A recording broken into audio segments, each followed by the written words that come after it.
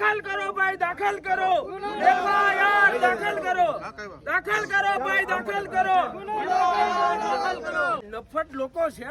આમની હમણાં 2 વર્ષના બાળક સાથે આવી જઘન્ય ઘટના બની છે અને ગુનો દાખલ કરવા માટે લાડિયાવેડા કરે છે કે કરીએ છીએ, કરી દીધી હોત, થઈ ગઈ હોત. હજુ FIR થઈ નથી. કયા રાજકીય દબાણ હેઠળ ને કોના હેઠળ કામ કરે છે?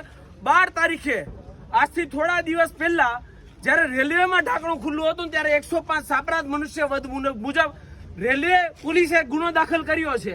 તો અમરોલી પોલીસને શું કઈ અલગ કાયદો આવે? એક સામાન્ય વ્યક્તિ, ગરીબ વ્યક્તિ છે જેનું બાળક છે એ અત્યારે પોસ્ટમોર્ટમ રૂમની અંદર ડેડ બોડી સ્વરૂપે પડ્યું છે અને એનો ગુનો દાખલ નથી કરી રહ્યા. શરમથી ડૂબી મરવું જોઈએ. આપણા બાળકો શું આગમાં જલાઈને, પાણીમાં ડૂબીને, ગટરમાં પડીને મરવા માટે જ આપણા બાળકો જન્મે છે? પણ મને લાગે છે સુરતની જનતા અત્યારે નહીં જાગે.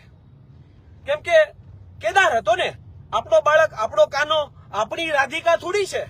જો આપણે અવાજ ઉઠાવશું, જો આપણે જાગૃત થશું, FIR નોંધવા માટે તમારે અલગથી નારા લગાવવા પડશે કે FIR દાખલ કરો, અમને ન્યાય આપો.